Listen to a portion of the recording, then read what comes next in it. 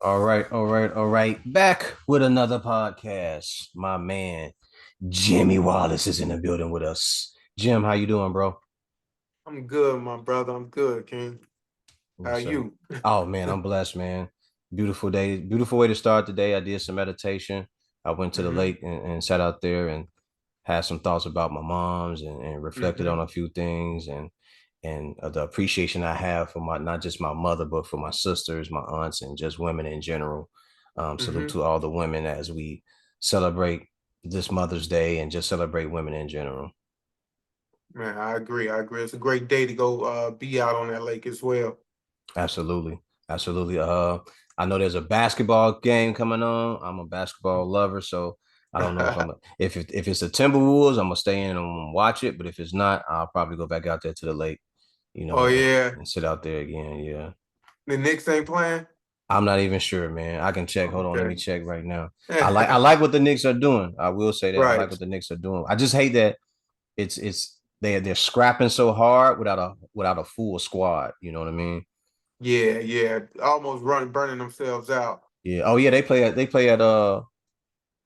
a couple hours. Actually, in like Yeah, 30 might minutes. have to catch that. Yes, sir. Yeah. Yes, sir. I might have to watch that one too. Um, Yeah, I like that young boy Jalen Brunson. You know what I mean? I didn't know that he was gonna come out balling like that, but that boy is hmm talented, man. I like what Yeah, he's Brunson is he's a doing. he's a dog. Mm-hmm. Mm-hmm. Quiet though. And the best part is, you ever pay attention, like when he's out on the court and he's concerned about a call, or he don't like the way something going. Yeah, hmm pay attention. You will see his dad walk across him like, man, we don't give a fuck about that. Play ball. hmm Pay hmm attention. His father tell him, we don't care about still that. got Play that ball. still got that powerful male figure in his Mm-hmm. life also understanding that no matter how old I get or where I'm at, successful I get, I never forget this man. I wouldn't be here if he hadn't led me in this direction and stayed on me and pushed me, you know what I Yes, mean? sir. So he's Yes, going to sir. be always his father in his eyesight and always going to be his son in his, with respect. But hey. Salute to Rick Brunson for being a former basketball player, played in the NBA, played for the Chicago Bulls. His son was mm, raised up in the suburbs and everything here. Um, and just being a force in his son's life. Because I see the way he be at those games and the way he get on his mhm, son.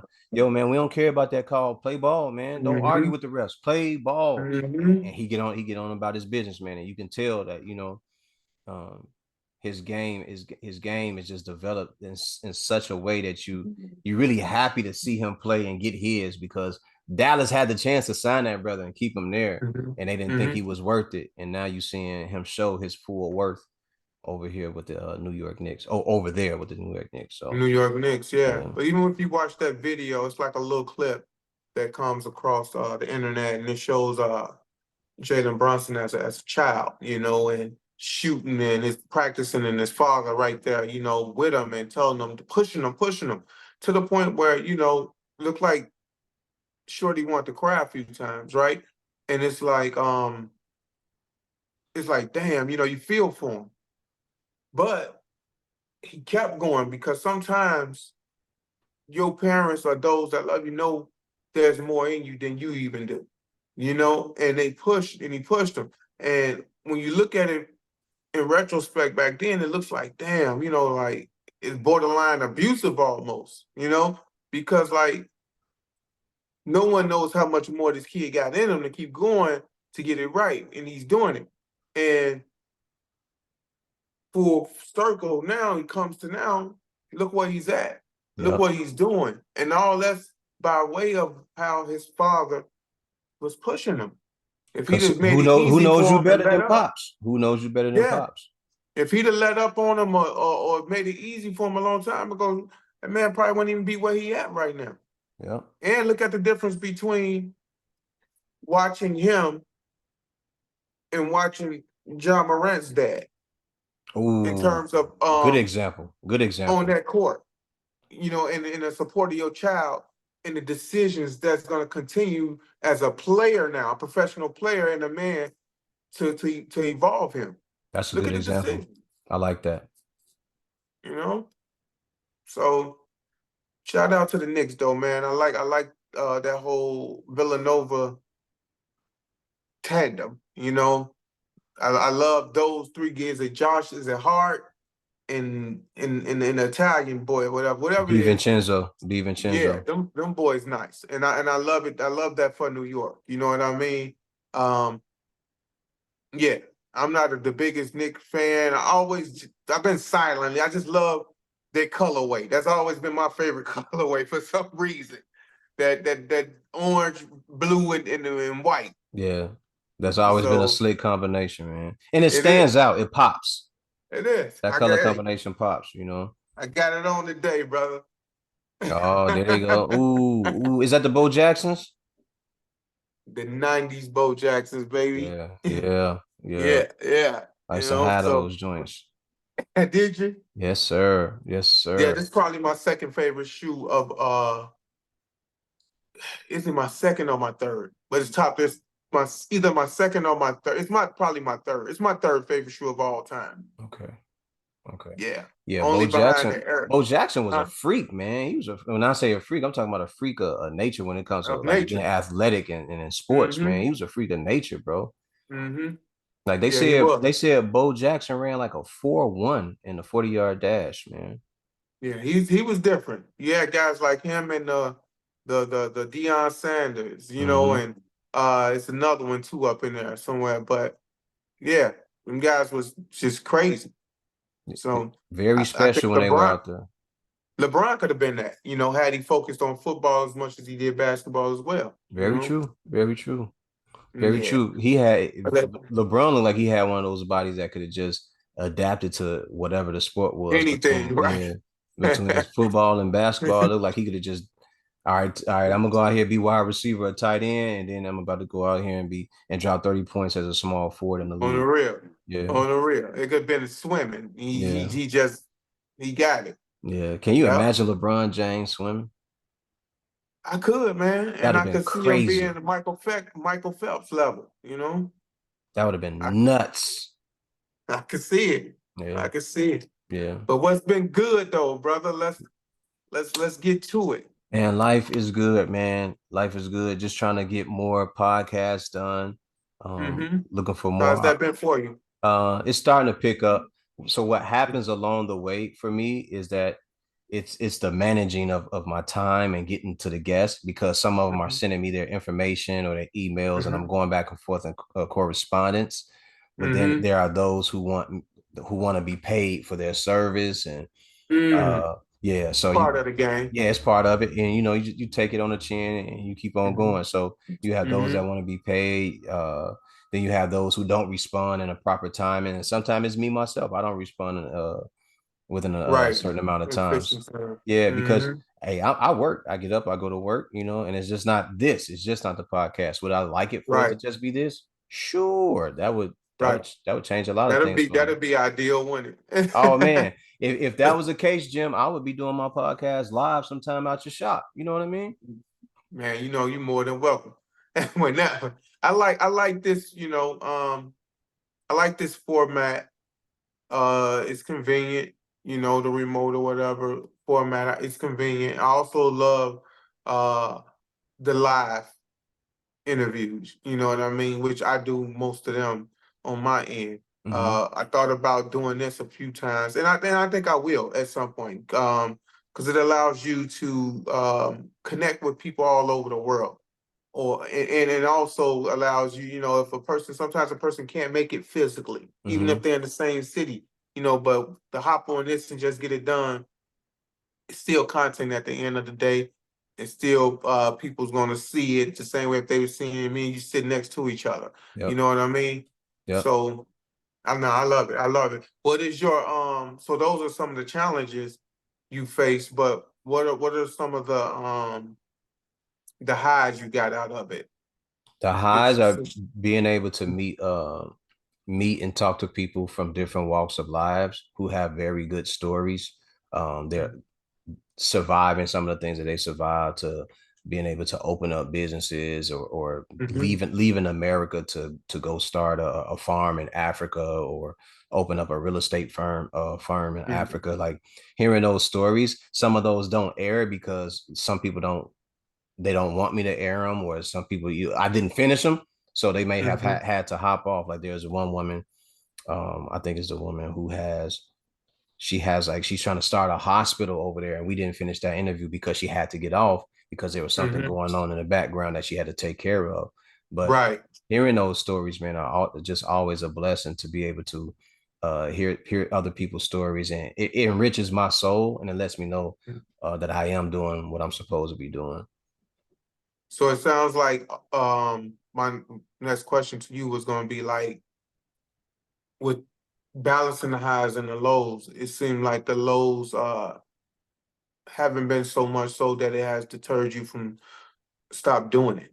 No, not at all. I just so from January to now, I just wanted to take a break because it takes so much to do this, right? Mm-hmm. Like I, I, Mm-hmm. I I spend so much doing it because I don't have time. Like I'm at work, so Mm-hmm.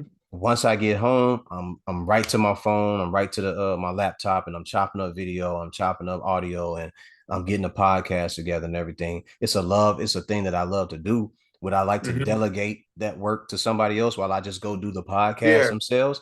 Absolutely, I would love to do that, but Yeah. it, You're only not one person. I'm only one person until I get to that point where I have a staff or someone who can come in and do some of those things for me.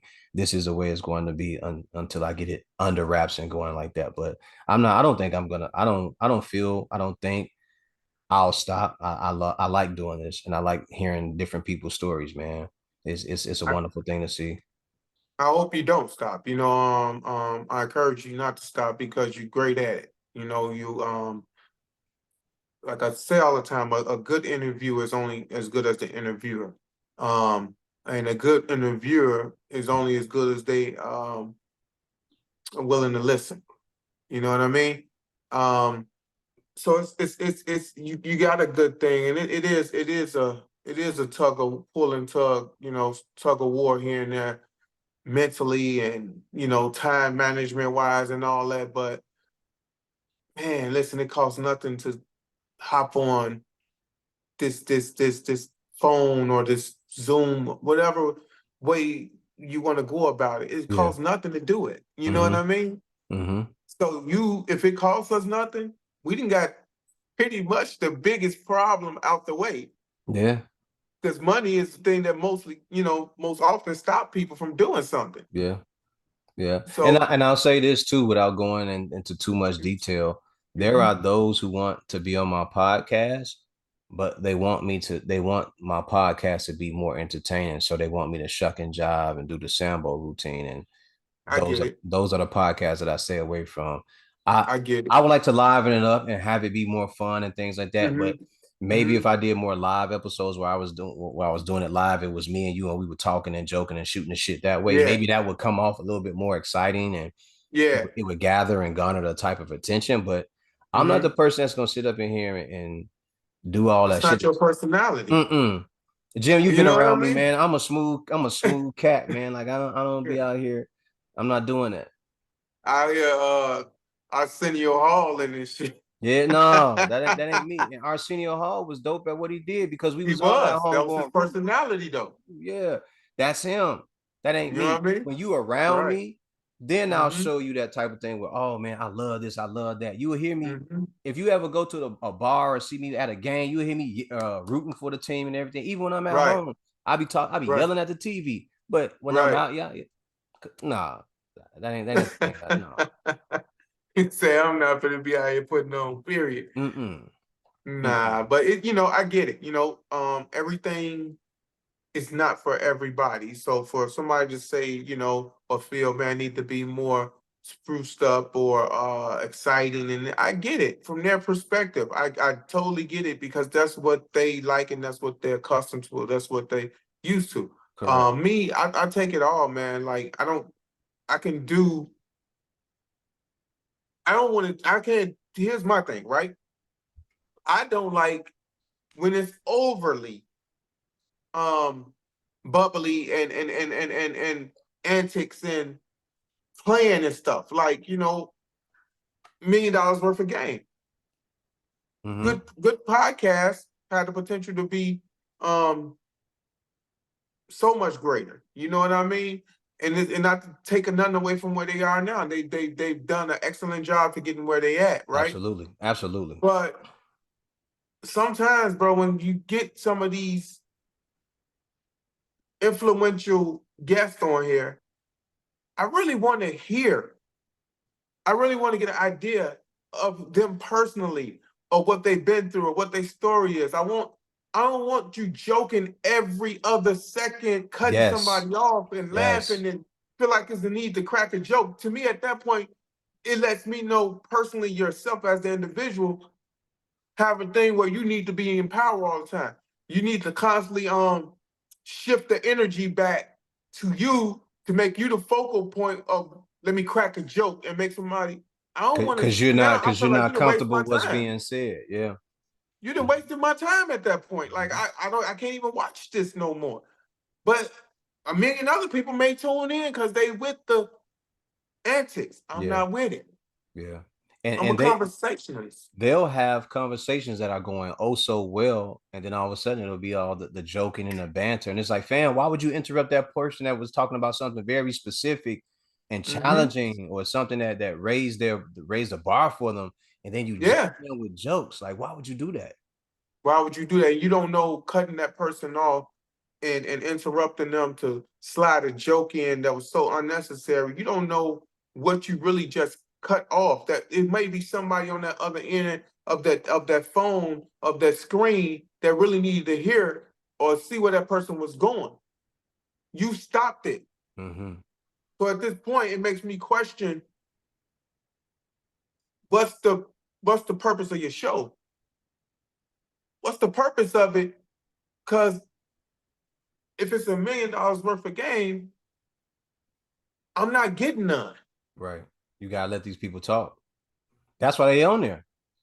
And Jim, I don't know. I'm sure you pay attention to it. When I have my guests on there, full on. Go ahead, talk. Get it You out. do, and that's why I like it. Get it out. That's Whether why. whether I'm in person with you or whether I do it from my laptop, I need you to tell your side of the story. I need to hear people. I need people to hear how you got to where you are, because there's Hmm. someone listening that may get the game that others may not get, because they'll never get a chance Hmm. to see you in real life. Hmm. 100%. And while they're listening, 100%. whether it's 20 people listening, whether it's 300 people listening, someone out of that 20 or that 300 is going to hear what they needed to hear to get them to where they need to be. 100%. And me And you interrupting them ain't going to help. not at all. And that's why I say I encourage you to keep doing it because your style, I like your style. It's I respect your style. Your style is not like you said, shucking and jiving, Mm-mm. a jokingly style. It's none of that. It's real conversation. You know what I mean? I'm a conversationalist. I like to just meet in other minds. I love backstories. I love hearing how this person became who they are that's sitting in front of me now. You know what I mean? And you provide the platform for that. You know what I mean? So it's just like, yeah, you're gonna have people that feel, oh, it's dull, it's this and that. All right, cool. Listen, Don't listen. It ain't for you. it ain't for you. Everything ain't for everybody, pimp. It ain't And it I'm ain't not for bothered you. by it. I'm not bothered by it. When You know people what are, I man, I mean? can't listen. You guys be talking, that be boring. Y'all don't crack no jokes. It's not for you to be listening. Then that's all it is. Push First on. of all, let's be clear. It's not entertainment. I'm not here to entertain you. Listen, You when know I what I mean? salute to the Mr. Bailey, the CEO of Exeter. I worked on getting that interview, and to have him Hmm. sit there, and for me, Jim, that was one of my better interviews, Hmm. not just because of who he is, but Hmm. because I didn't have to pump or prime him to speak on his life, his experience, and how he got to where he was. I asked him a Hmm. question and he would go in depth about Right. how he got to where he is. Right. Asking him about the company. Hey, Mr. Bailey, do people call you crazy? Hmm. Yeah, they call me crazy all the time, Matthew. Every time I come up with an idea, I want to do something, everybody tells me that I'm crazy. And Hmm. behind the scenes, having conversations with him, And for him to tell me and my guest host Creed to tell us, yo, whatever y'all doing, don't stop. Yeah. You only stop when you ain't comfortable with what you're doing and you don't think you can do it. There ain't no point in you Mm-hmm. stopping. If you don't want to do it, don't do it. But Mm-hmm. he said they're gonna call you crazy regardless. You might as well just be called crazy and fulfill your destiny. That's it. He said That's all it it, take, man. and he told me, he said all it takes is just for that one or two people to be hearing what you're doing, and then they share it with everybody else, and then you go from there. Mm-hmm. No, no, you definitely got to keep it moving, Yeah. man. And I even when I do my interviews, I do a lot of in person, and I do it for couple reasons, and the reason is for one to highlight the same way you do, highlight someone that you actually know, you know what I mean, and give them the proper just due and awareness and acknowledgement, of what they got going on, opposed to never getting started because you're chasing the big fish. You want to net a celebrity and Mm-hmm. get them on. Nah, these are our local heroes. These are our local celebrities, and I want to, show them in a light that they should be. And when they Yes. leave out here, they, somebody could say, "Man, I saw you on that," or "I see this and that." You know what I mean? And just Yeah. go from there. Yes. That's what I do it for. But I also do it. The other part is I'm really interested in people. Yes. I'm really And interested in I value them. mental. Yeah. Yeah, I Yeah. value people. I'm interested in the mental. What makes people tick? I want to know backstories, what you've been through to get you here, and not just to the success part, but what um adversities you had to face, toxic stuff you had to get away from, and because this is what people really deal with every day. Facts. People really ain't dealing with, oh, I just went and caught that phantom, or I just went and did that. Ain't That ain't most real. people. That ain't You real. know what I mean? How did you get to the point where you could cop that phantom? Yeah, Are you relatable? Will people be able to relate to you? yeah. You see what I'm saying? So it's like I like to deal with Yeah. real people, man, and on real stuff, and that's where I'm at with it. So anytime you call me, I'm there because I know we're gonna have a real conversation. Always, always, always. For you people know. don't know, I don't know if y'all listen to any of the podcasts I have with Jim, but these podcasts are probably an hour to an hour and a half, and me Mhm. and Jim can talk for way longer than that. Longer than that. Way Yeah, longer than that. yeah, Y'all only get an hour and a half for real. right, For real. Oh, and right. salute to Aldo Rios, the owner of El Churro Shop. Man, that was a Okay. good interview. I enjoyed doing that too, man. For him to tell me, sit down and talk to me and say, hey, Matthew, I'm from the community, man. I grew up out here. Mm-hmm. I went to school to be a chef, but I'm from this neighborhood. I'm from over here. Mm-hmm. You know what I mean? So to be able to hear his story and him tell it and say that I opened up my shop during COVID, I did it on a whim. I didn't know if it would work. My wife told me to do it, and I told her I don't think it would work. And she said, "Man, you're good at making a certain thing, so we gonna open up a churro shop, but we gonna find a different way to do it." And he said, "That's what I did. I open up a churro shop, but I make churros that's different from anybody else, and it's That's clicking, dope. and it's That's clicking." dope. And to not just say that, but I got to get back over there and try the chicken sandwich out because I haven't been over there, and I said I would get over there. But for you, Jim, if you ever get a chance, the food is good. It's good. Well, I'll have to go see what they got because I don't eat everything and I'm a picky eater. Okay. I Okay. don't eat much meat at all. So I Okay. can't even see what the chicken sandwich tastes like because I don't even eat chicken, but I You definitely don't eat probably chicken, taste Jim? that.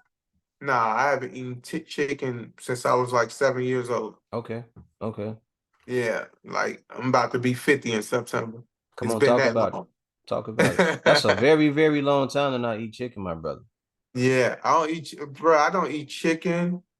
I don't eat chicken. I don't eat turkey. I don't eat fish. Mm. I don't eat none of that, bro. I don't eat none of that. I've only thing I've eaten is hard for me to get away is the beef, it's the hamburgers, tacos, anything ground beef, I eat. I don't eat really even eat steak like that. And if I eat steak, it has to have 0% of fat on my Okay. meat. Like I don't eat nothing it's always I guess been a mental thing. But yeah, that's all. If I could let go of the ground beef, then I won't be eating meat at all. Where did that come from? That type of Um, diet. well, shit, I stopped eating. I don't eat pork either. I stopped eating pork like it's been like probably 25, 27 years now. I Okay. don't eat pork. Okay. But I think when when you born or whatever, man, the food has to be given to you. Mm-hmm. So you accept what's given to you.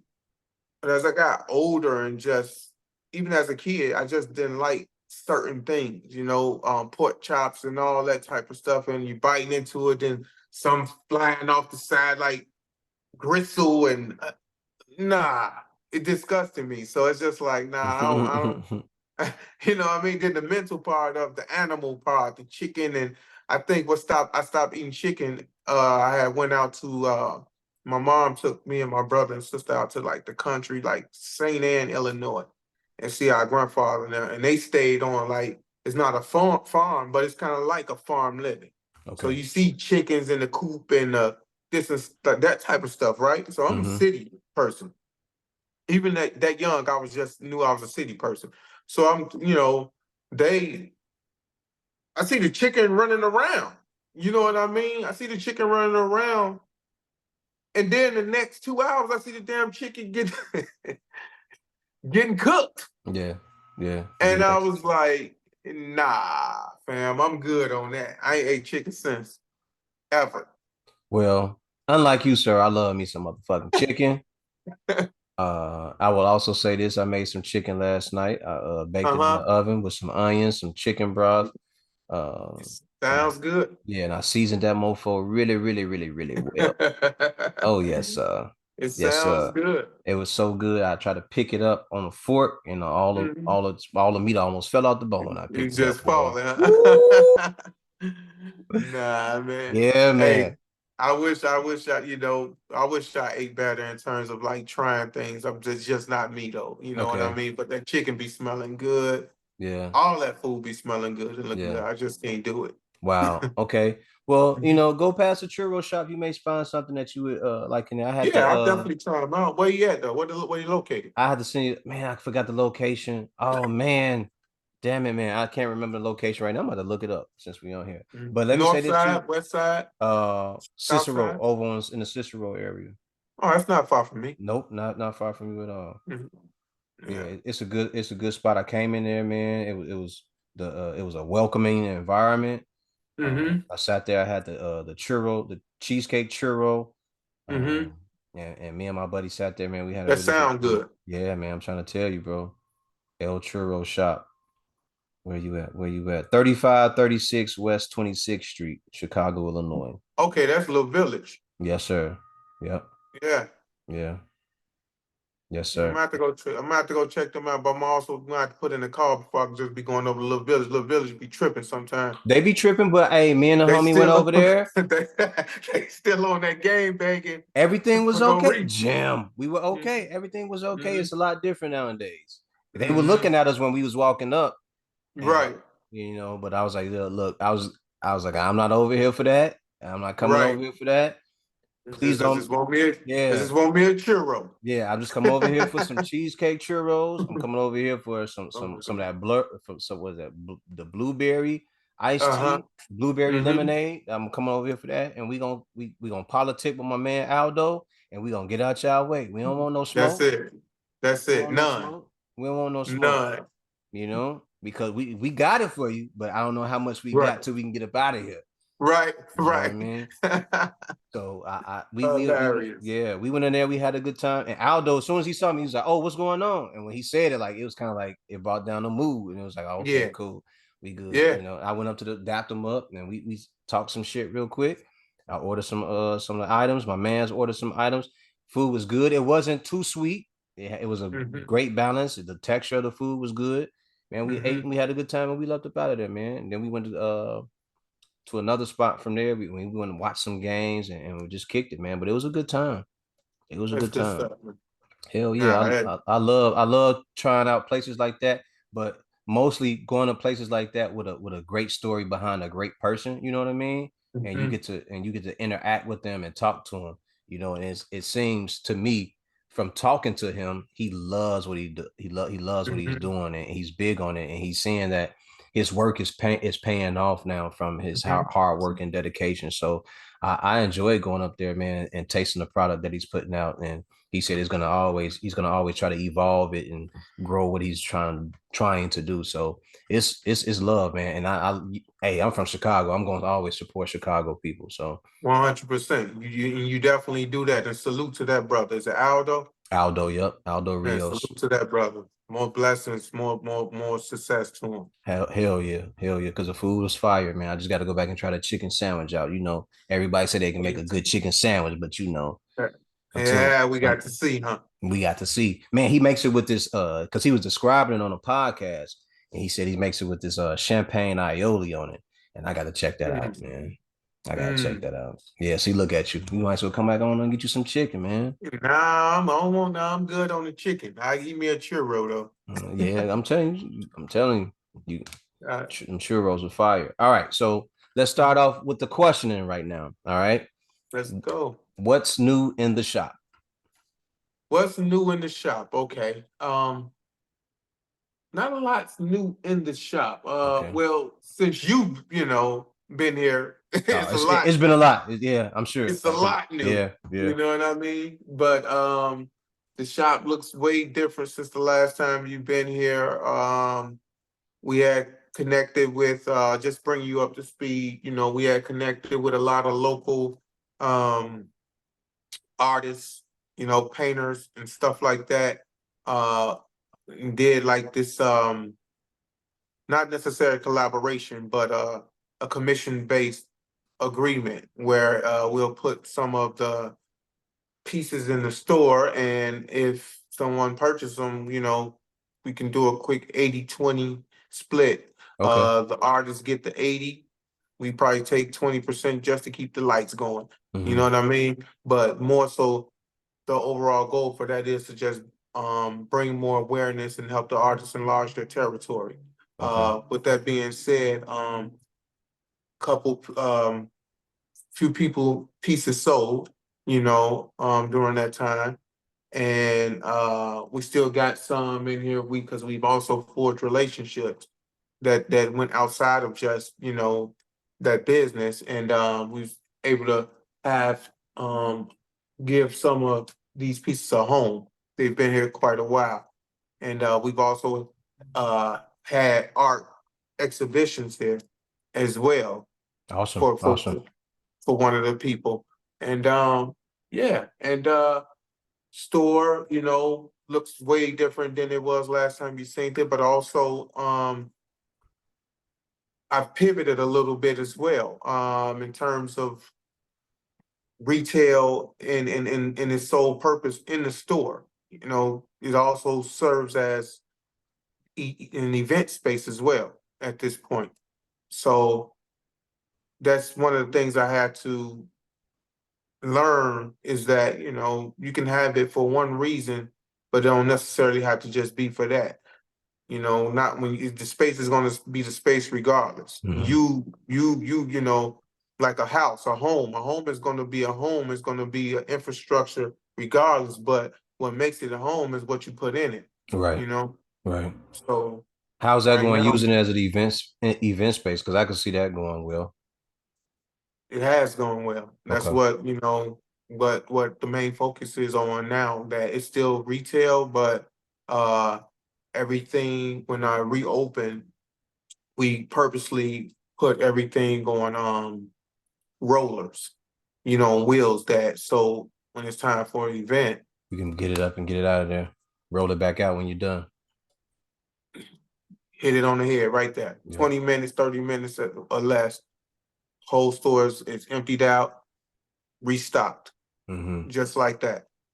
I mean, you don't have to That's a take beautiful nothing thing, though. down. That's a beautiful thing because it Yeah, saves you time on having to, like you was about to say, take things down, fold them up, put them in the yeah. proper place, put them in bins and everything. When you could just roll it to the back and get it out the way. So Forget where don't you matter. put them at Yeah, and place them. Nope, yeah. everything is exactly where it was. Just roll it back out, lock the wheels, store set back up. You know what I mean? So that's what I've been on. But I've been, like I said, I've been going where focusing my attention where the business has been taking me. So more so the business has been taking us to the event side. Mm-hmm. But at the end of the day, if I choose to do a pop-up or if I choose to do a drop, say if I choose to drop, which I'm gonna do probably in the next month, everybody eats hoodie drop or a t-shirt or short set or whatever the case is, a special drop for Demiurge or everybody eats.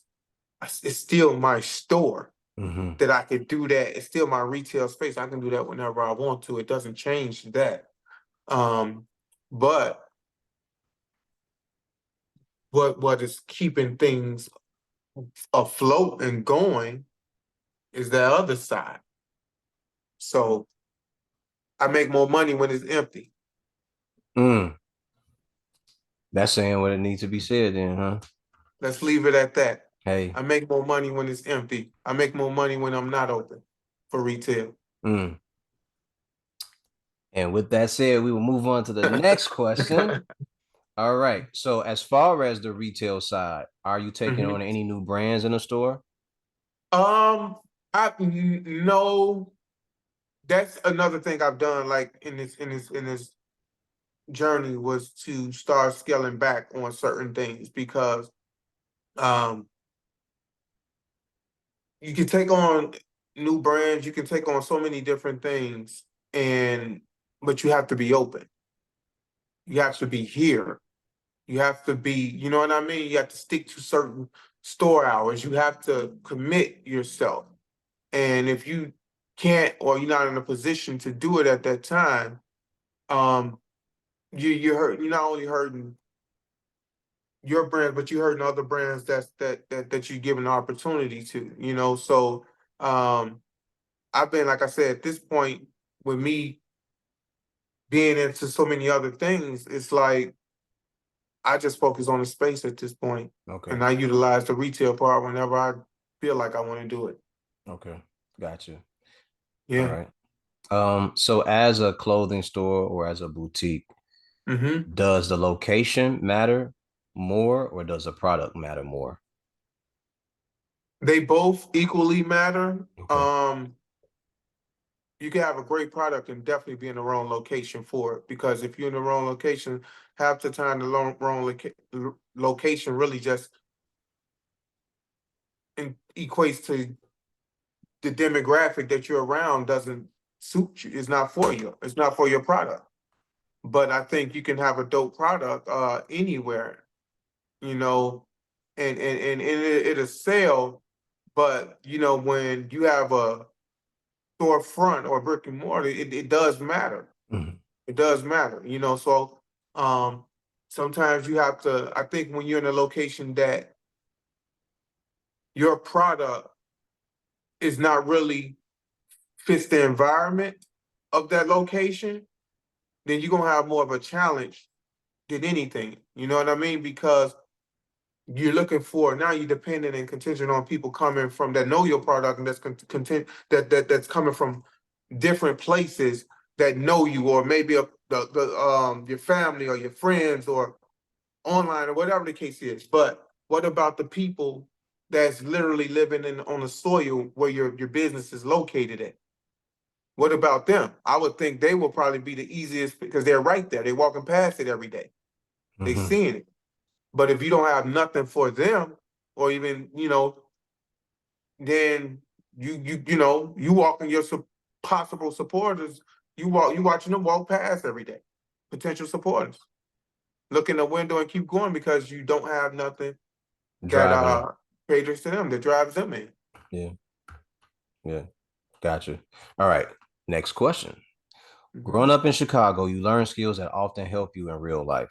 Life. Hmm. Are you able Hmm. to apply some of those skills today? Reading the room, understanding who you're talking to, knowing the signs of danger, and able to hear when people are lying to you. Are those 100%. skills are those skills still applicable to you today? 100%. And I don't think, you know, most of mine just necessarily come from the street, you know.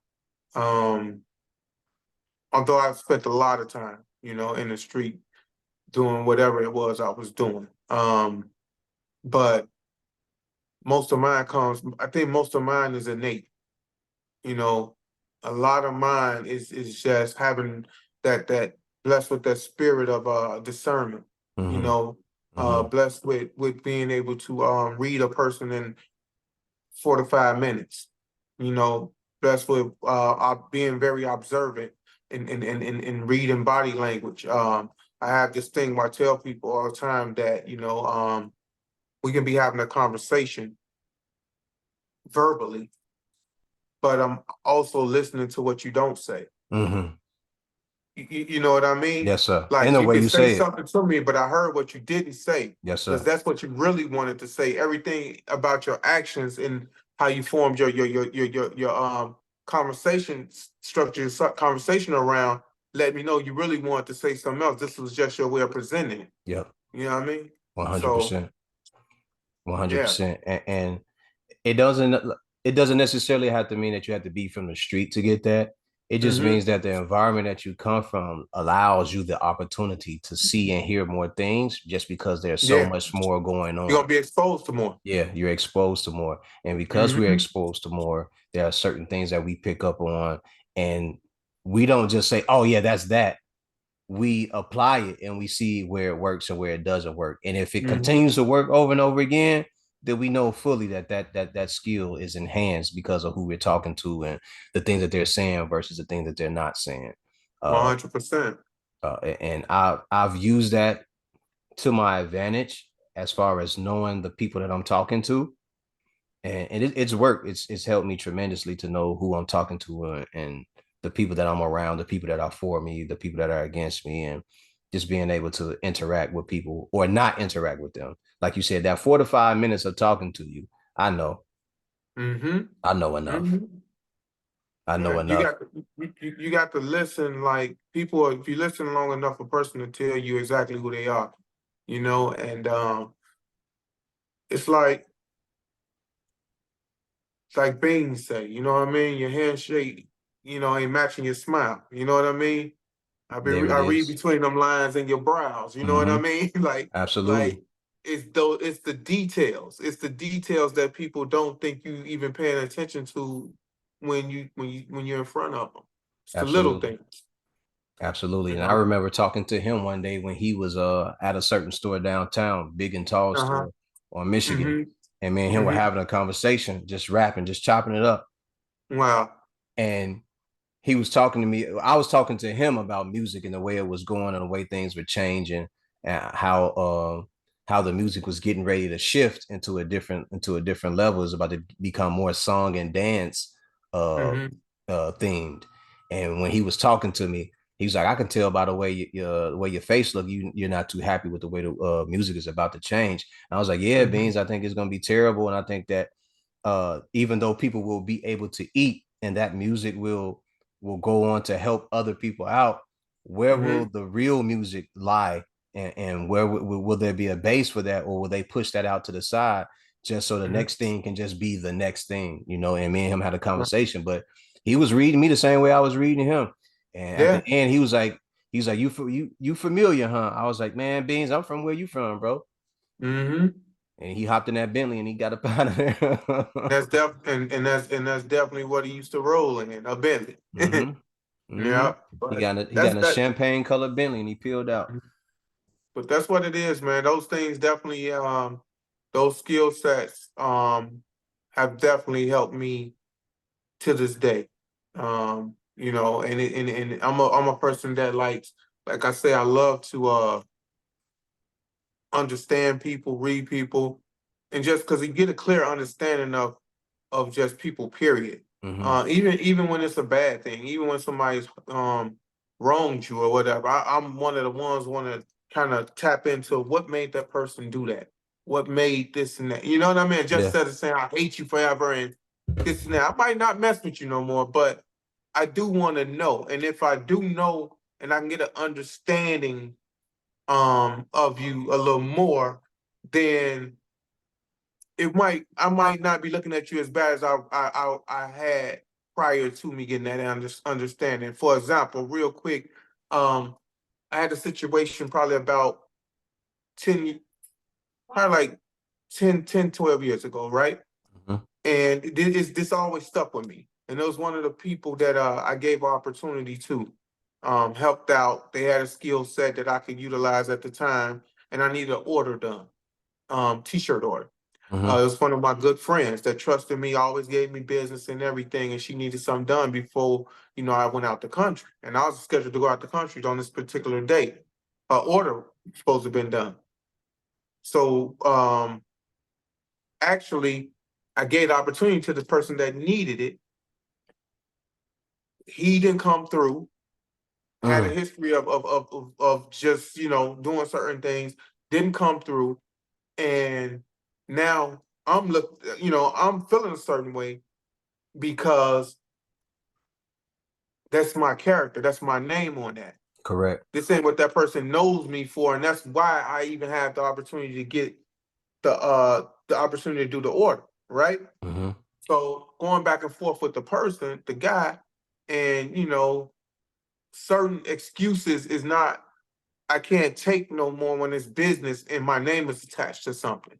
When I know it could have been done, I know Mm-hmm. it could have been communicated better and conveyed or this and that. So it's like after I left, right, I made everything right. I was Mm-hmm. able to get it done, made everything right. I boarded the plane. And I still remember like it was yesterday, bro. I boarded the plane and I was 20,000 feet in the air. And I said this to you. I think I said this to you before. And I said, it hit me like a ton of bricks, bro, that I would never again argue or get into the beef with somebody that don't own a passport. Yeah, that ain't never been nowhere. You know what I mean? Yeah. That sticks with me because your perspective on life and things are so narrow. It's so narrow. And now you're bringing me down to this level. Eagles don't come down and communicate with turkeys. They don't. They don't. And turkeys can never fly Soar to the heights that 30,000 the feet. eagle, they Nope. can't, they're not even meant to soar. Mm-mm.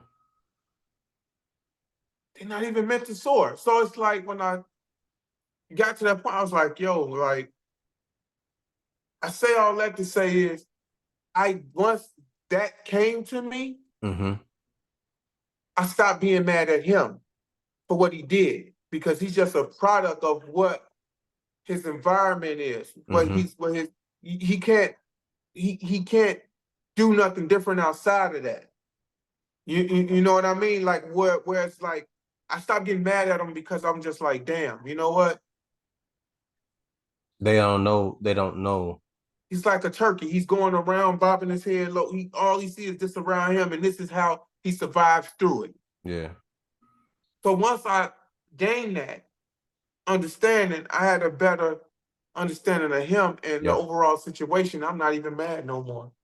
I Yeah. just moving forward, I know certain things. Yeah. It's a certain people that you can do business with and make moves with. And you learn that through those processes of Mm-hmm. not necessarily the business going wrong, but giving us somebody a chance to do it. Yeah, Hey man, yeah. I got this going on. I would like for you to take care of this for me. If you do that, man, it'll benefit both of us, right? Mm-hmm. So Mm-hmm. this is a chance for you to gain something. And you don't even have to say all that, but hey, here's a chance for you, my man, to make some money doing this. Mm-hmm. I Mm-hmm. need it by I need it in 5 days. That's a Right, turnaround needed. If you can get it to me in right. 4, that would be even better. But nothing more than Mm-hmm. 5 days. And if you can get it to me by then, look, this is I'll give you this such. Mm-hmm. And when it can't be done, and that person turns around and then they're looking at you and they're blaming you and they're making excuses and everything is Mm-hmm. your fault. And it's this whole ego, man. I don't need that. I don't need that. But if you didn't need it, why would you do it? How'd you do it? You know? Why would you do it? So since, and I'm not speaking on your situation. I'm just saying that because Mm-hmm. I've Mm-hmm. had In to do that. general. Yeah, and me and you have talked about that. I've been in situations where I gave given somebody a shot, and they Mm-hmm. totally fucked me over with Mm-hmm. doing it. And then you look back and you go, man, I can't even be mad at them because I trusted them to do something that they had never done before. Mm-hmm. And Mm-hmm. because I gave them a chance, they didn't see it as a chance to take their brand and their business at one level up or a couple levels up. They looked at it as, oh man, I don't have to do this. Mm-hmm. And on my end, I trusted somebody. I was more mad at me because I trusted somebody to do exactly what you said, to be able to take their self one level up or operate any different than what they've been. Well, Mm-hmm. my folly came in that is I trust you to do something that you know you're not used to doing, which is doing stuff on time, which Mm-hmm. is following through the way you're supposed to. I trust you to do something different because it was me. You did exactly what you normally do. And that's why your business never scaled up anywhere. It took years before, you start getting in a position that it actually, start working out for you. You Mm-hmm. know what I mean? But it's just like, And let me say this too, Jim, because I learned this. I learned it in the music world. I never knew what turnaround was, right? mm-hmm, And a lawyer told me when the guys left the room, he said, "Hey, let me tell you something, man. This guy just told you that he needs that song done in a couple of days. You mm-hmm, told him your turnaround was 2 days." I said, mm-hmm, "What?" I said, "What is turnaround?" He said, "Turnaround is how fast you can get a song done." mm-hmm, mm-hmm, I said, "What?" He said, "When they ask you what's your turnaround, that's how fast you can get some music, a hook, something written done." I said, "All right, bet." He said, "You okay with that?" I was like, "Yeah, I can do it." He said, "All right, cool." He said, "Knock it out then." He said, "Knock it out the box. And if you have it done, he'll be forever grateful, especially if you can do it before then." I said 2 days because that would be the maximum time that I need. I said, "I can get it done tomorrow." mm-hmm. He said, "Do what you're supposed to do then." And Right. after that, that person, anytime they needed me to come to the West Coast or do it from home Mm-hmm. through Dropbox or whatever it was, I could just do it, Jim. There you go. I could just do it. They There would you say, go. "Hey, I need you to do a vocal. I need you to do some vocals here or whatever. I need you to pin me a song.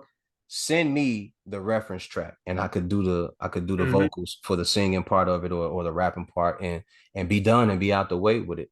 But Mm-hmm. that's because there was a level of respect and integrity that I held, and that person held me too as well. And Exactly. I stand by that because that's my product and that's my name. But the key part to that is this, right? That last part right there. That's the level of respect that that person had for you and they held you to, right? Mm-hmm. What changes the dynamics of the outcome to that is, do you have respect Mm-hmm. for it just as well as they do? See, some people don't have respect for certain things. Like they live their life where they so used to scrambling and scraping that they don't have the same respect that their name is attached to something. Mm-hmm. Mm-hmm. They don't have the same respect that I've told this person to give him my word that I'm going to do this on this date and have it back. And they'll choose the latter, which is the excuse. Well, this happened, man, and this you used to doing that. Mm-hmm. Some people don't hold the same regards for certain things. Some people like me or yourself, I can't sleep well knowing that I told somebody something And and didn't didn't do it follow through. because that's my name. I said that. I said Yeah, that. And the way I grew up is if you put your name on something, son, you got to finish. yeah. And don't take on more than you can chew. Like don't Yep. bite off more than you can chew. Yep. Like if you like say you say I told him I can do it tomorrow if I need it, because you know you could. Mm-hmm. But if you know you could, then do it. But you got some people out here, man, that's don't mind selling somebody false promises. I bet I had that thing tomorrow, and No, sir. it's a Jimmy, week later when you getting it back. no, sir. I honestly told that person 2 to 3 days. Mm-hmm. And when it was just me and a certain person in the room, they said, "You know what you just told them, right?" I said, "Yeah." Mm-hmm. He said, "How Yeah. fast can you get it done?" I said, 2 to 3 days. I said, "But it'll be done tomorrow." And I like the fact that the other person in the room, whether they needed to or not, and whether you was like already sat in your principles already, I like the fact that the other person made you accountable, Mm-hmm. brought that in front of you. You know what I mean? Mm-hmm. And say, hey, you know what you just told that person, right? Right. Right. And You need accountability partners like that. yes, sir. It made me accountable. it made me responsible, but it also made me reliable at the same time because I knew what Mm-hmm. I was capable of doing, and that Mm-hmm. person got the exact product they was looking for with a little bit of with a little extra on it, and That's I good did stuff. it. I did it just because they had asked me, just because I wanted them to know that I could do it. You know, That's good stuff. good That's work good and stuff. sell It was an itself, right? opportunity. Yep, Yeah, yep. it was an opportunity. That's all it was. That's all, and I needed that. You know, so me being able to have the opportunity allowed me to be trusted and be respected in that room amongst those people and have more opportunities like that. So, Mm-hmm. um, any opportunity that a person get, man, you have to represent because you are your own brand, whatever it Mm-hmm. is. If you're gonna be cutting using scissors, be the best scissor cutting motherfucker in the area. You know what I mean? Exactly. It's your name. And the way I grew up, man, is you. If you can't do it, let the person know that's involved that you can't do. Hey, man, I got this on my plate. I got that on my plate. Give me some That's extra it. time. That's it. Yeah. It always works out better when you're forthcoming. Mm-hmm. It all because now with that, you've given the other person, you've afforded them the opportunity to say yay or nay, or let me see if I can have the time. Maybe I can wait it out. If it's a couple days later, I can wait, or I can't. Let me go find some. You gave them that. Yes. It's when you don't give the other person the opportunity and you leave them hanging like that. That's when it Yes. becomes a problem. Yes. And now you're talking about lowering expectations when it comes to either dealing with you Mm-hmm. or with the way that they do business. And oftentimes it's just the way that they do business with you because they know that they have someone else that can do the same job in less amount of 100%. time. You know what I mean? I Yep. trusted you or I was giving you the opportunity to show that you could do it and you didn't do that. You never want to leave. You never purposely want to leave a bad taste in somebody's mouth. You never want to do that because they're gonna always remember that. Mm-hmm. You know what I Mm-hmm. mean? And That's just everything attached to you from their experience is that because that's what is you gave that them. That's what you gave. is that. I agree. Yep. All right. So everybody eats. Let's talk about that. So how's the initiative or program going? Everybody eats, man. Everybody eats right now. The formation of the actual profit, is in order. The non for profit. Been doing works already. Been doing, man, like been doing some things. They didn't want to be like putting the cart before the horse type situation, but I'm a person that if work needs to be done or could be done, I'm not holding it up for nothing else. And everybody else has over the last year, we've done some things. Okay. We've did our first annual, I want to say 2023, summer of 2023 last year, we did our first annual book bag and school supply giveaway to the kids. Okay. Um barbecue, cookout venture with the car wash that my family owns, my brother owns, and politicians came out. A lot of people came on board, man, and we made it a great thing for these kids. We was able to do that, bouncy houses, all the stuff that a kid enjoys. We did that. Was able to take a little of the pressure financially off the parents, and we did that. That was in, I want to say, August of 2023, Okay. and then we doubled back with our next event was December 10th, and we did the toy drive, the toy giveaway Okay. back to kids that have been families, and especially kids that have been affected by gun violence, Okay. losing a loved one to gun violence. So helping those moms out and assisting those kids to help them and ensure that they have a nice Christmas. We did that. We did a whole entire. It started with originally doing the toys and stuff, but we actually curated a whole event. It was going to be a play, but it turned into something even greater than that. We had Okay. performers and everything. in conjunction with a great organization, non-profit organization called Theater Y on Okay. the west side of Chicago in the North Lawndale area. And we did that, man, and we was able to do that for like a nice amount of kids and their family. And it was a very moving experience. One of the few times I had to speak, I had to get up there and speak. I had to bring one of the young men who lost his brother to gun violence. He was with him, picking him up from school, and a botched robbery turned into his brother losing his life. And Mm. yeah, yeah, it's heavy. Like Yeah. before we got to that point, I had to physically get on the phone and reach out to all these women. And man, I had to get all their stories as an introduction. And just to hear these mothers, you know, um, to see their pain and hear their cries, and it was heavy, bro. And it just made me want to help them even more.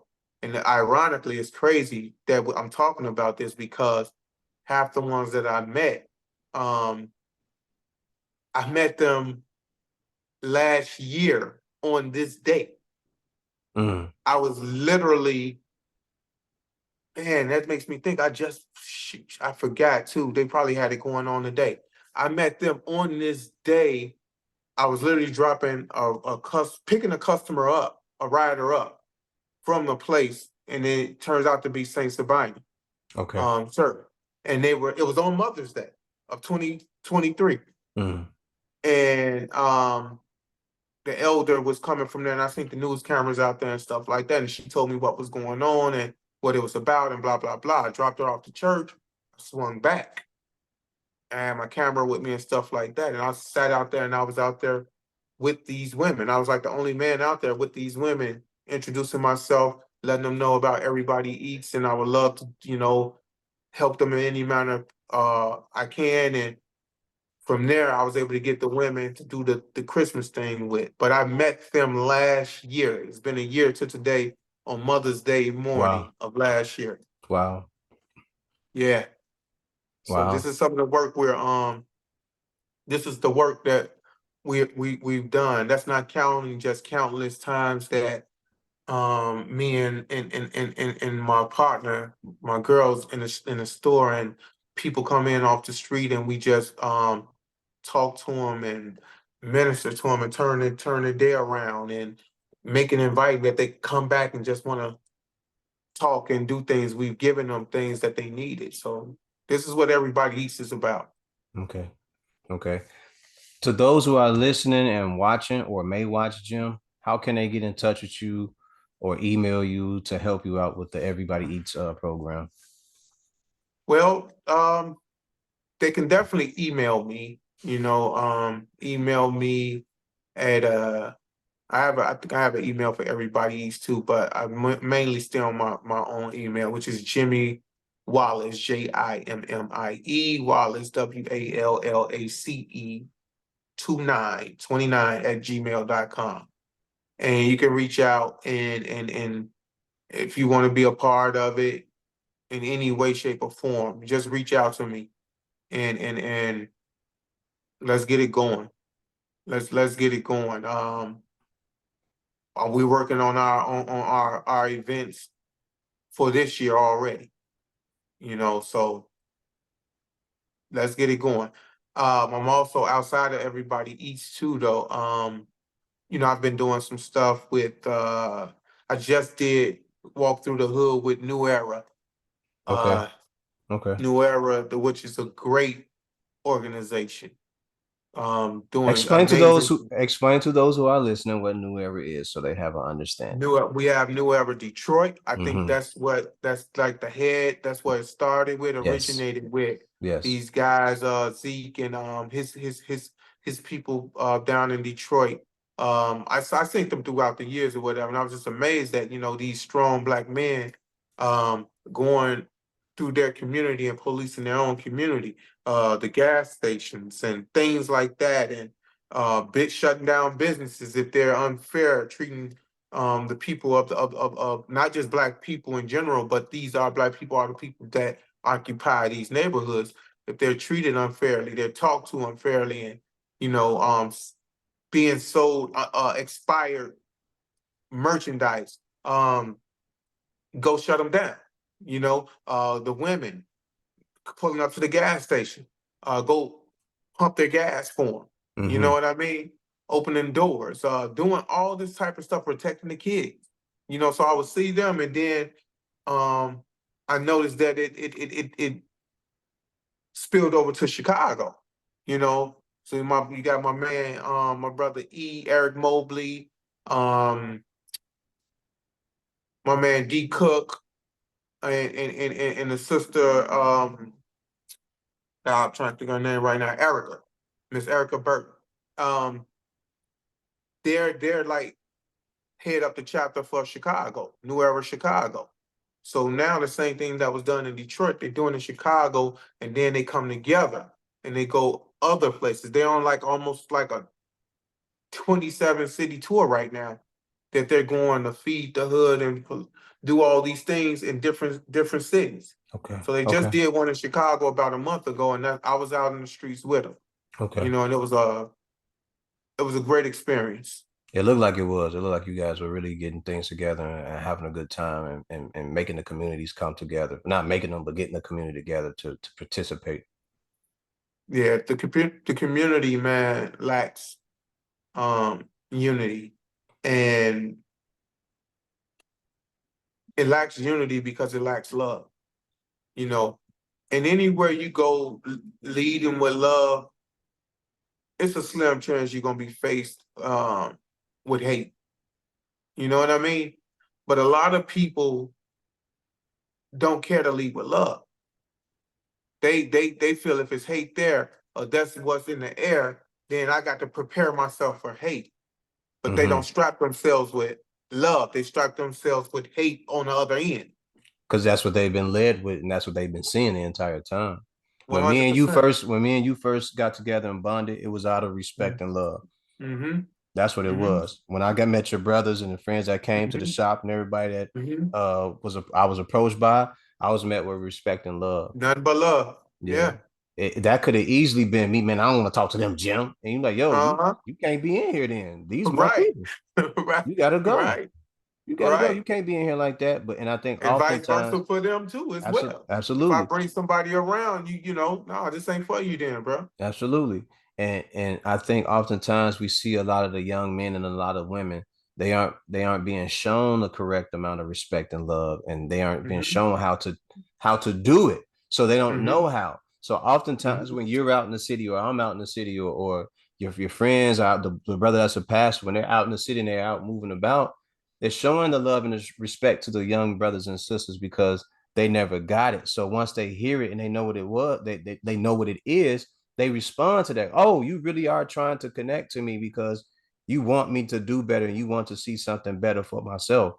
And that's what they Mm-hmm. need. And that goes back to our young brothers and sisters not having the correct people in their lives. And that's not to say nothing bad about anybody that's around them, Mm-hmm. but Mm-hmm. they aren't being led with the correct amount of respect and love because therein lies the problem. You know what I mean? The way we do Mm-hmm. business with each other, the way we treat each other, the way we treat our family members, and the way we do everything. You know, it Mm-hmm. should be done with a certain amount of respect, love, and integrity. Integrity is a very big part of that as well. Very, very much so. I had a brother here last night. I had a rental last night, a prom send off, and I walked in, and you know, there was a brother sitting here that knew me already, and I didn't even catch his face when I first walked in. And then, you know, somebody was asking me about his brother, which is a which is another business owner, boutique owner, and I say, yeah, you know, I know him, whatever. He's like, well, you remember him? You know him? So I look at this brother. I say, oh man, that's my man. You know, and he said, he's like, raised his head up because he was quiet. He's like, yeah, I told you, I know this. I knew this brother. That's what he's telling them. This my man. He just got out of prison maybe a Okay. year and a half ago, a year ago, if that long, even if it's a year ago, doing some real time. I think say he was locked down 23 and a half per day, you know. Mm. Yeah. 23 and a half, 5 minutes to make a phone call, 5 minutes to do this and 5 minutes to do that, then you're back in, Mm. you know? But talking to that brother, man, he said we had a great conversation. He said a lot of stuff last night that was very like it was good to see God, how God works. It's good to see how God could. It's nothing like witnessing a transformed person. You know, a person that's different from who you knew prior to. It's nothing like seeing a person operating in a better version of themselves. Absolutely. You know what I Absolutely. mean? And Yes. he was that, bro. And he said something that stuck with me. It was so profound. Simple but yet profound. And we talking about what we're talking about now, me and you. And he said, listen, he said, Jay, brother, if they not leading you, then they misleading you. And I was like, sheesh. And he's talking about just, leaders, politicians, or whatever, so-called gang leaders or politicians. He's like, man, I realize if they not leading, then they mislead. But nonetheless, you have influence Mm-hmm. on something. And if you misleading, you misusing it, Yes, sir. you know? And that's what it come down to, man, is that, we got to distinguish leaders from misleaders. Yes, sir. Absolutely. Absolutely. I often tell people that, man, when you're being talked to and people are having conversation with you, pay attention to what they're saying. But Mm-hmm. to go back on what we were saying earlier, to pay attention to what they're Mm-hmm. saying. Because oftentimes people who have an agenda or Mm-hmm. an ulterior motive, they're saying certain things because there's something underneath that they don't want to be reviewed. And I tell them like 100%. be very careful about that, especially when you're getting information. That's just like if someone came and told me, man, I don't like Jimmie, man. Let me tell you what he did. Mm-hmm. No, no, no, no, no, Mm-hmm. no, no, no, no. That was you and Jimmie. Jimmie ain't do that Mm-hmm. to me. Right, right. I ain't had an interaction with Jimmie. Mm-hmm. And if he Mm-hmm. did do that to you, what caused that situation to go that way?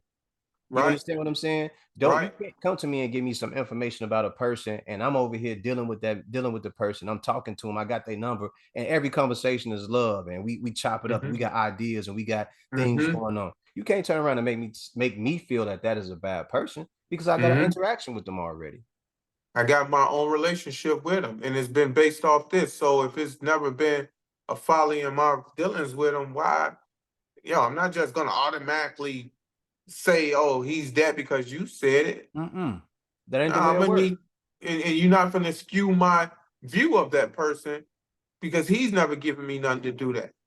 You see what I'm saying? Now, you saying that, I might sit and ponder on the situation for a second and be like, damn, he said that about Jim. Like, why would he say that? And this and that. But then it's also gonna make me, if I can't look at in my mind, damn, Jim ain't never did nothing to me. He's always been solid.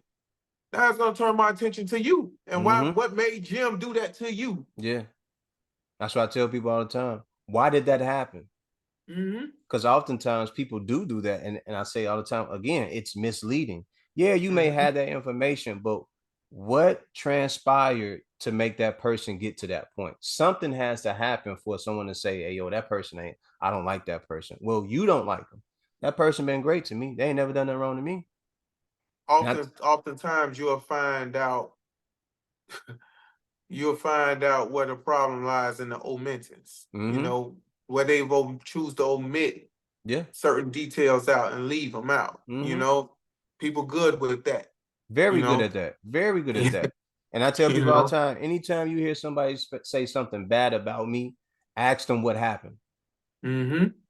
Get to the crust of what's actually Right. going on. Because if they talking bad about me, everybody know me from being a solid dude, being a good dude. Mm-hmm. I don't bother Mm-hmm. nobody. If you heard about me doing anything negative or saying anything negative to somebody, something was warranted, something was said, or something was done Mm-hmm. that made me show you the other side. Come on, man.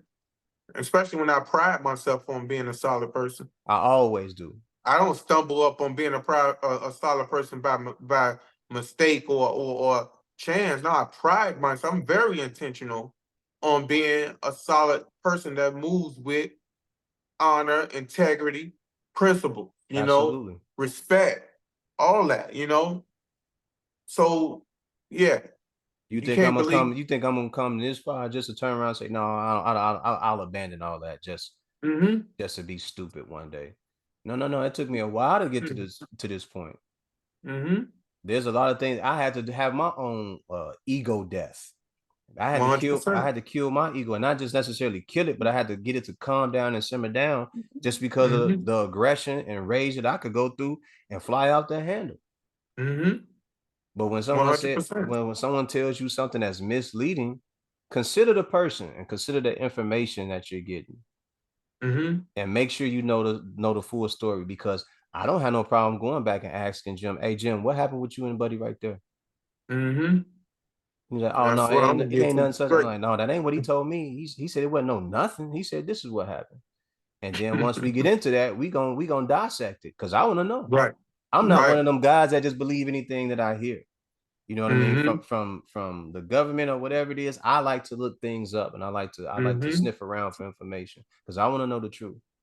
That's where you're gonna find the true fact, Yeah, though. You take something just at the surface or the top layer, it's just like, nah, bro. Anybody could sell you anything at that point.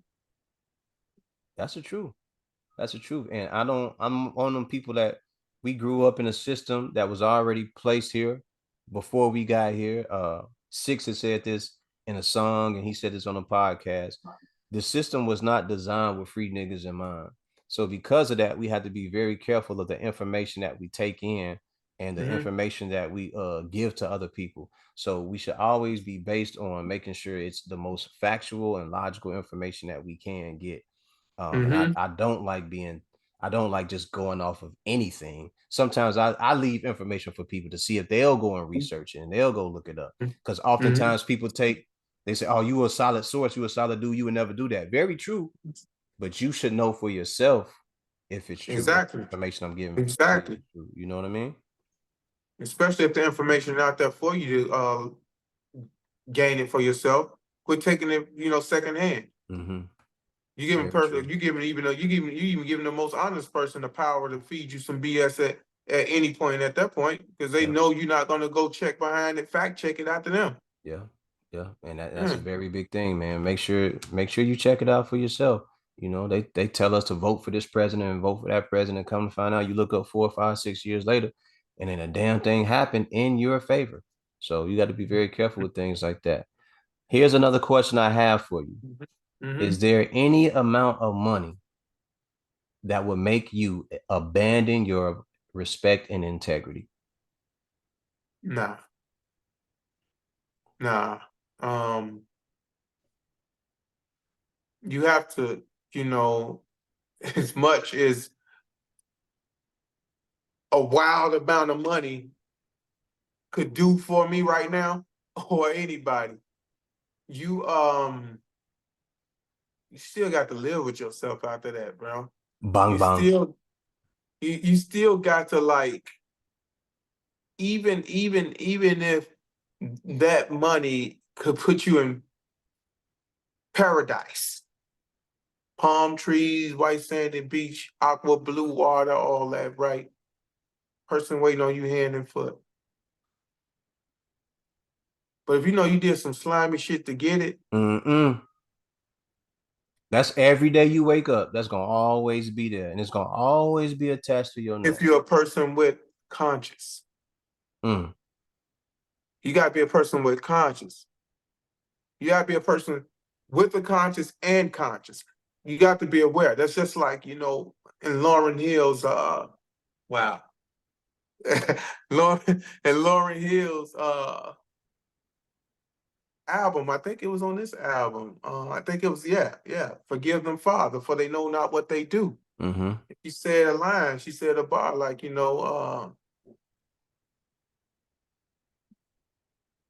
people without a conscience, you know what I mean? Man, that like conscience even lie to themselves. You know what I mean? She say, you know, somebody told her, she said, I remember to be true.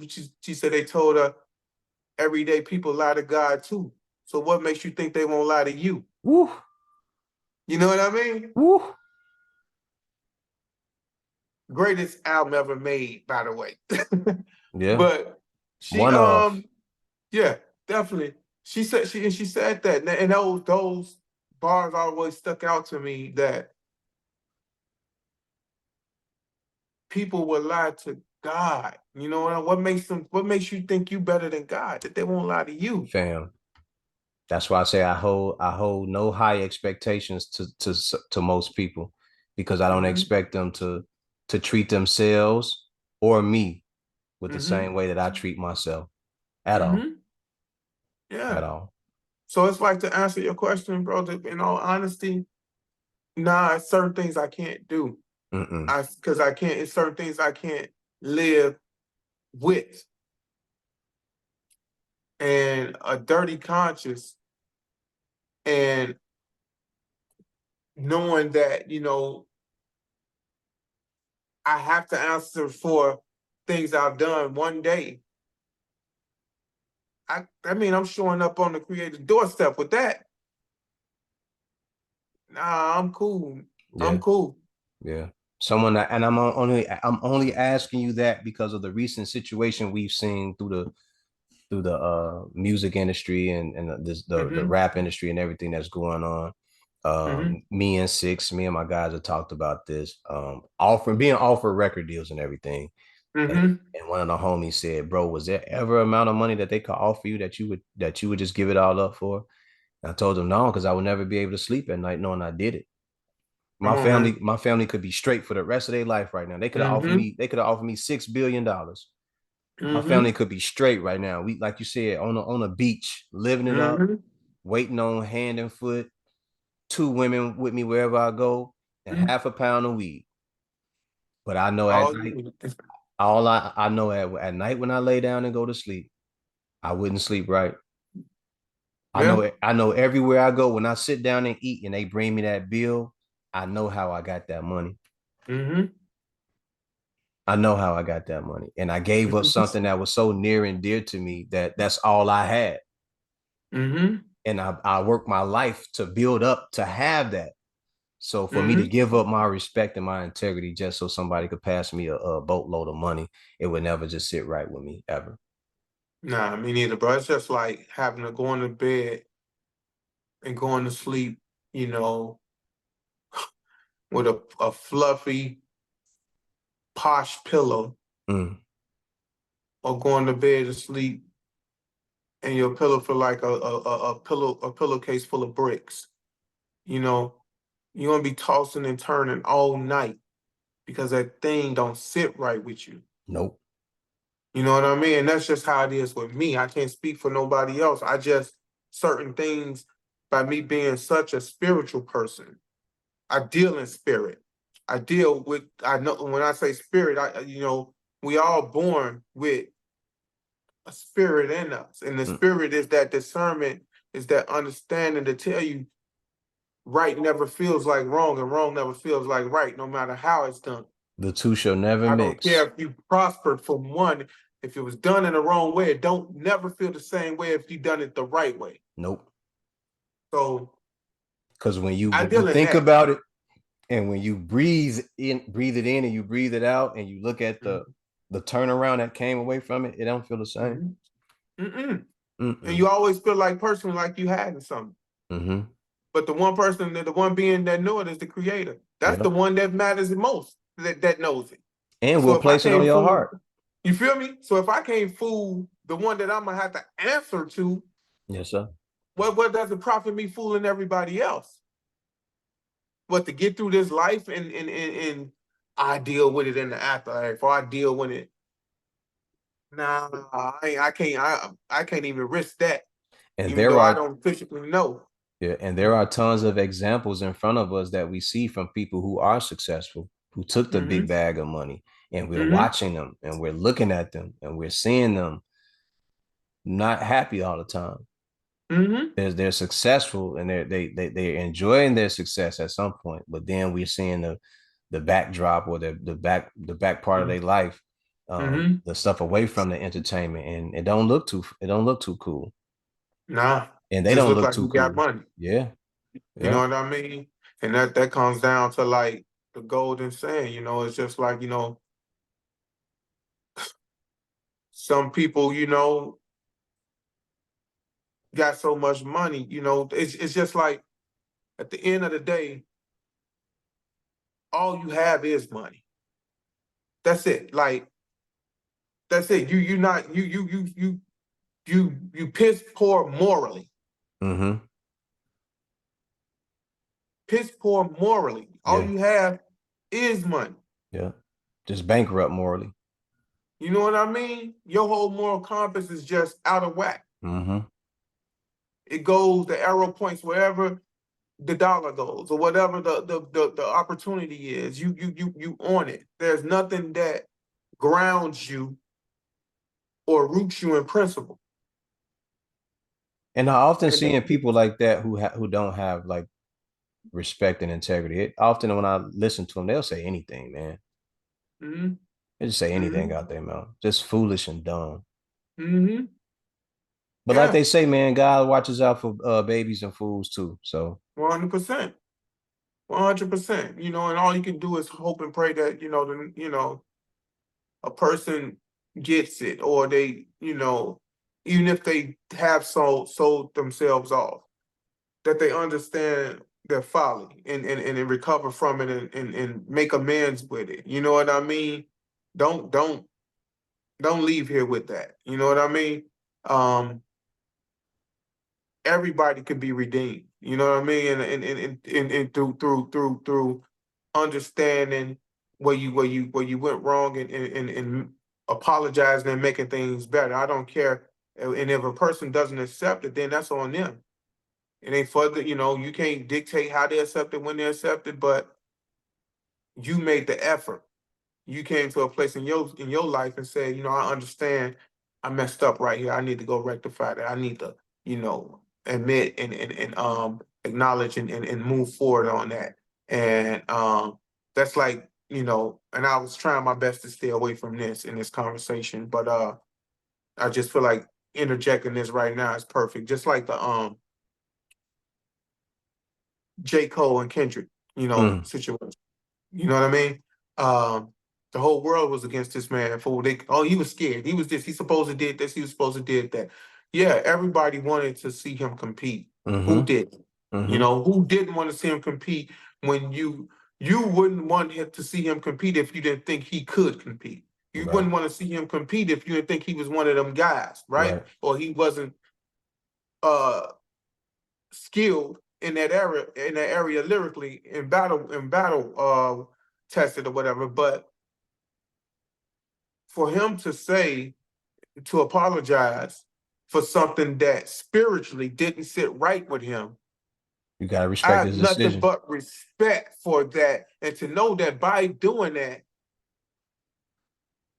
publicly, you're losing a bigger battle than you're losing if you'd have lost to him Woo. head on. Woo. Because we see what's You, happening now. you see what I'm saying? Mm. So publicly, you lose an even bigger battle. But it reminds me of what profits a man to gain the world and lose his soul.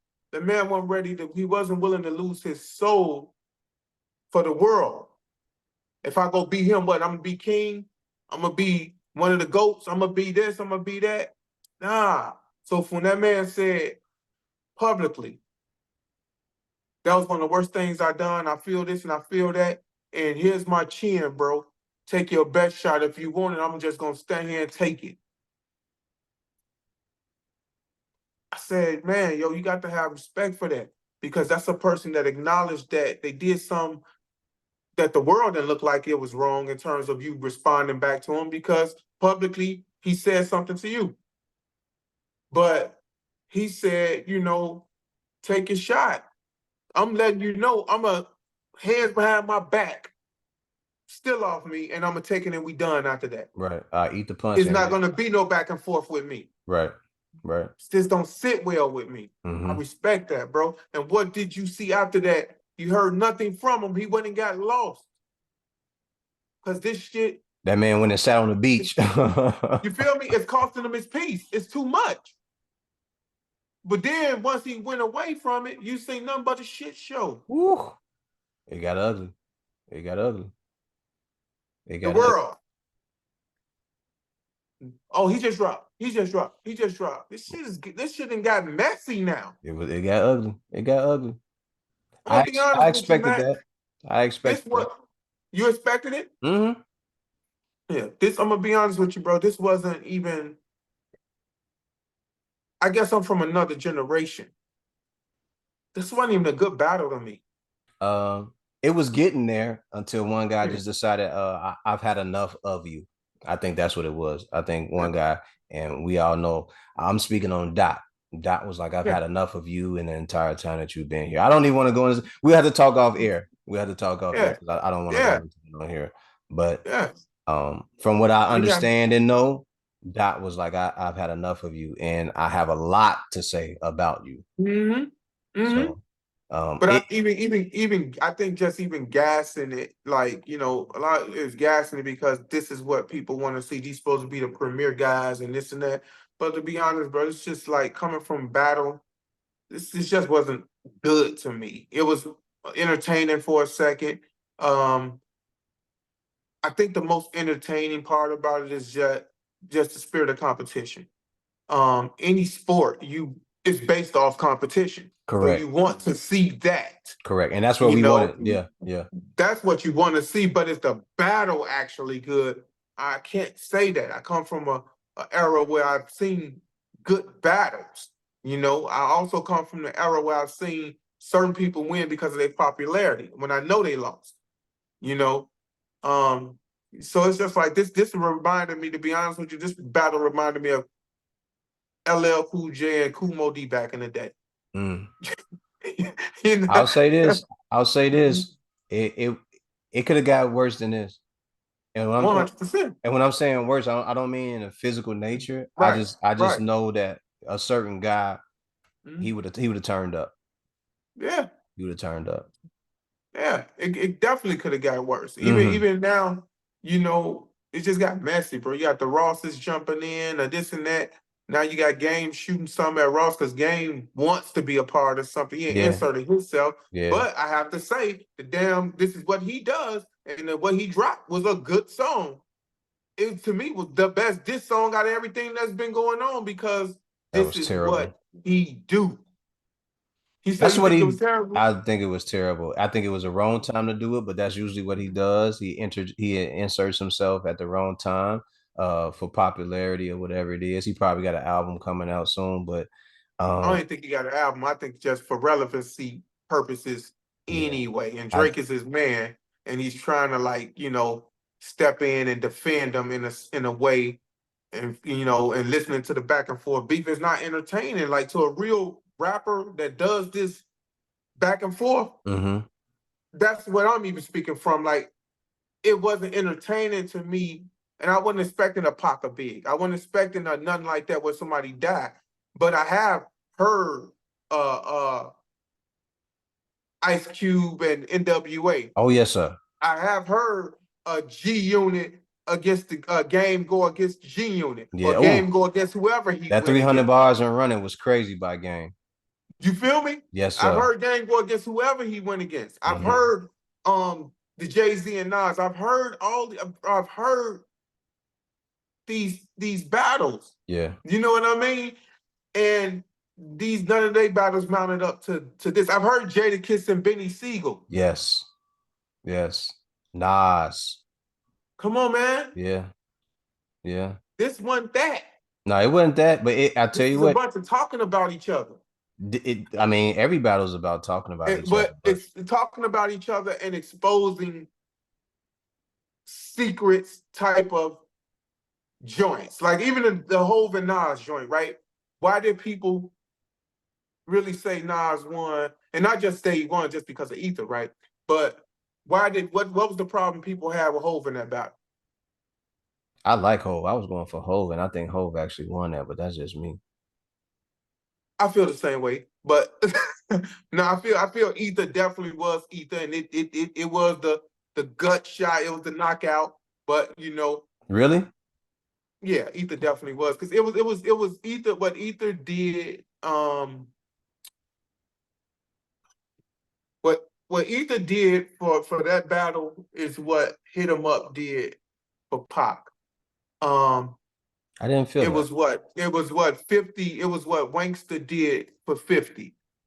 When you take the route of the dozens in a sense, Mm-hmm. or exposing somebody insecurities or making fun of them in a sense, hitting them where it hurts, you win off shock value. I hear you. Whereas the other person takes the line of technician, rap tech, lyrical technician, and they come from this angle like takeover. Masterfully done. What's beef?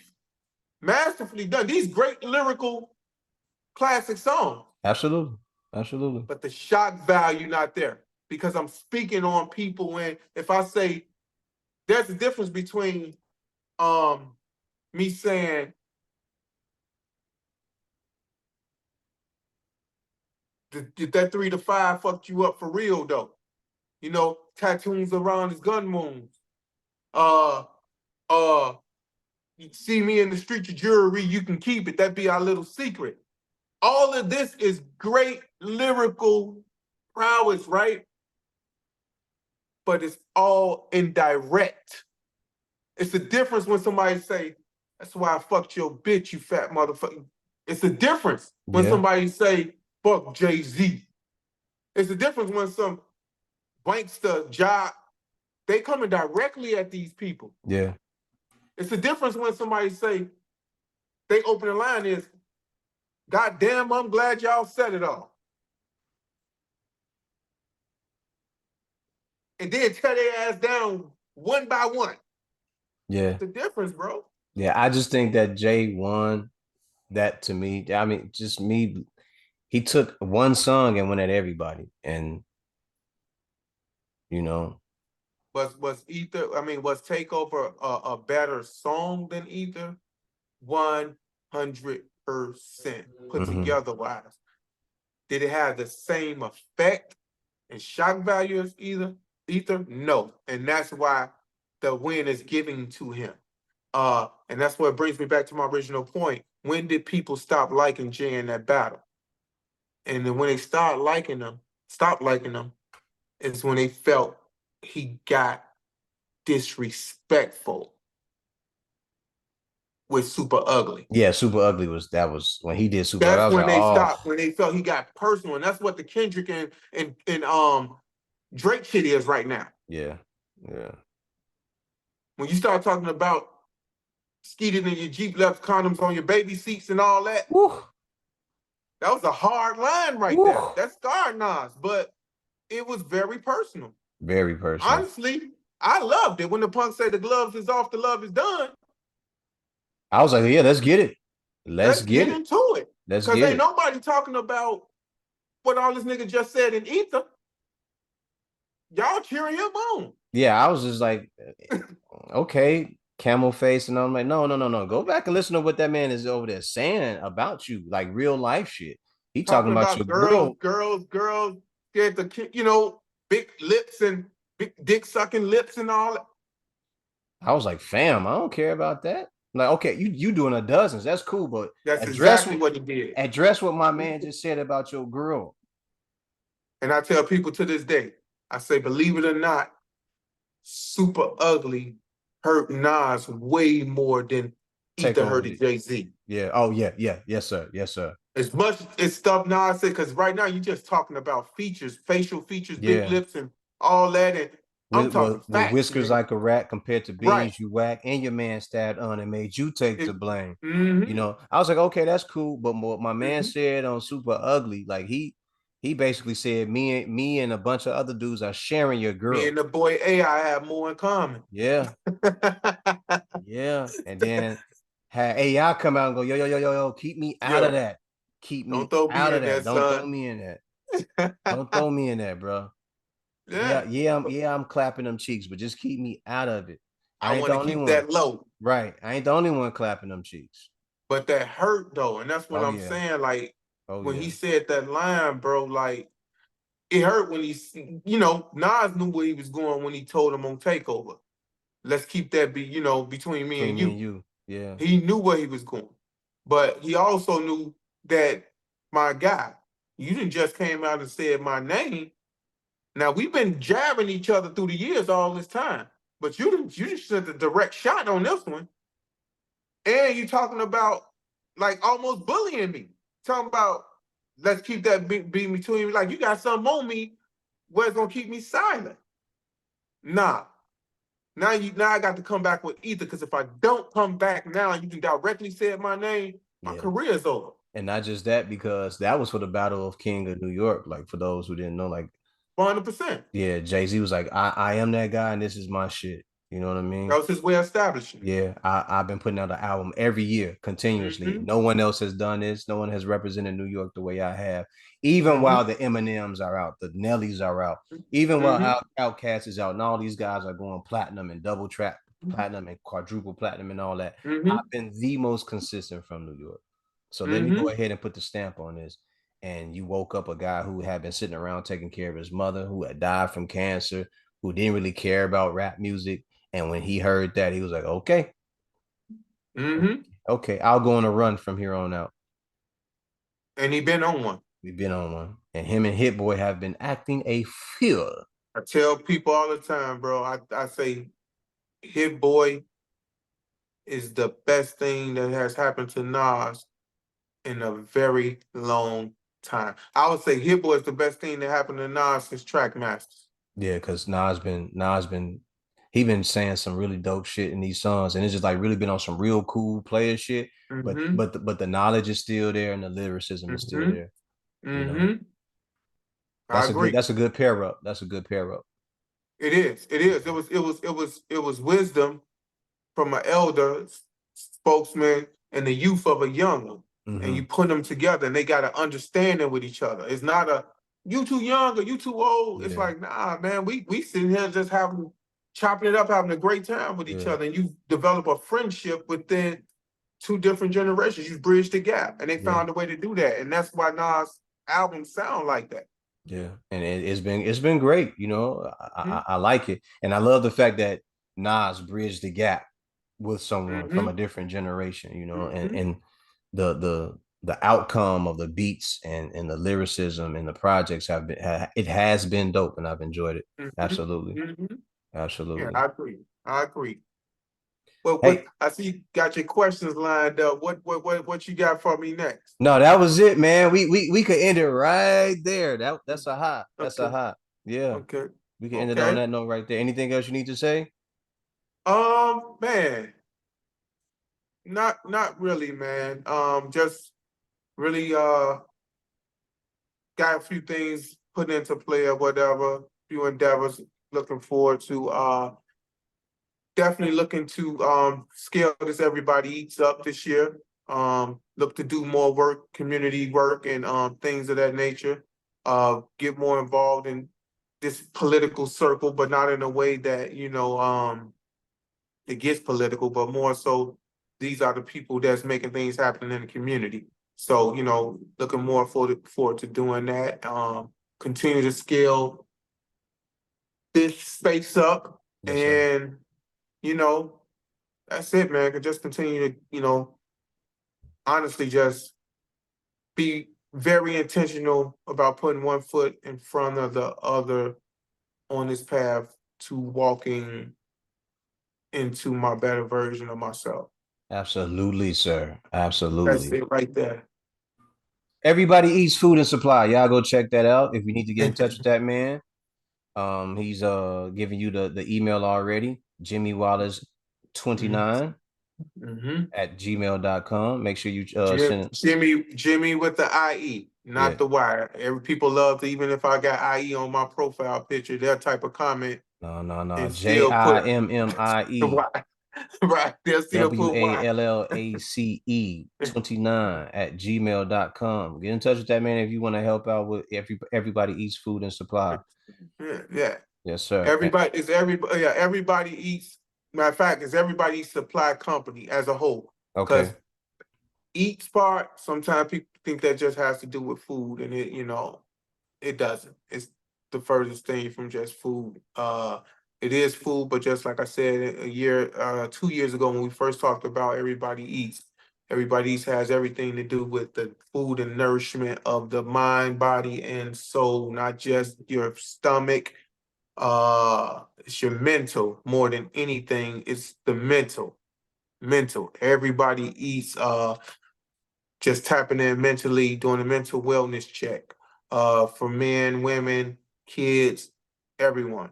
And we want to make sure everybody has the opportunities. That's what eats means, opportunities.